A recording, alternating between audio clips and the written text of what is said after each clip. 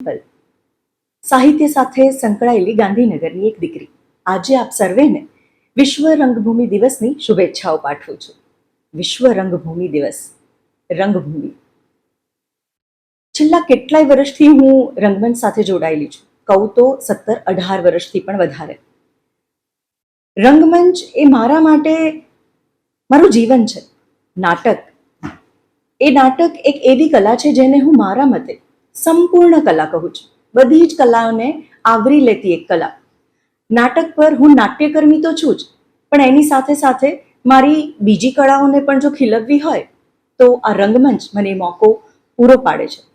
હું નાટ્યકારની સાથે ચિત્રકાર પણ બની શકું છું અને એની સાથે સાથે નૃત્યકાર પણ. મારે જે પાત્ર ભજવવું છે મંચ પર, એ કલાને હું મારી રીતે આગળ વધારું છું અને આ નાટ્ય કલા મને બધી જ કલામાં નિપુણ થવા માટે મદદરૂપ થાય છે. અને એટલે જ મારા મતે નાટક એક સંપૂર્ણ કલા છે. આ દિવસ, વિશ્વ રંગભૂમિ દિવસ જ્યારે હોય ત્યારે મારા રંગમંચને હું દંડવત પ્રણામ કરું છું. ઇન્સ્ટા, ટિકટોક, ફેસબુક આ બધાએ જોર પકડ્યું છે. બધાને એક્ટિંગ કરવી ગમે છે, નાની નાની રીલ્સ બનાવવી ગમે છે. તો નાટક શીખો. આ નાટક આ યુવા પેઢીને ઘણું શીખવાડે છે. જે પાઠ તમને સ્કૂલના ક્લાસના 4 દિવાલોમાં નથી શીખવા મળતા ને, જીવનના પાઠ આ નાટક શીખવે છે, આ રંગમંચ શીખવે છે. આજની યુવા પેઢીને હું કહેવા માંગુ છું કે જેમ તમને અત્યારના આધુનિક યુગમાં બધી જ કલાઓ શીખવી ગમે છે ને, તો નાટક તરફ પણ વળો.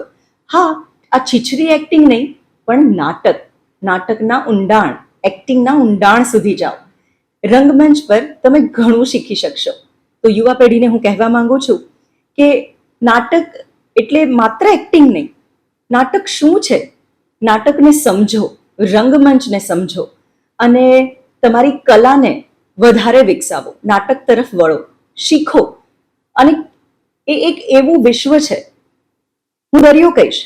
બધી જ કલાને મેં જેમ હમણાં કહ્યું એમ કે એક સંપૂર્ણ કલા છે.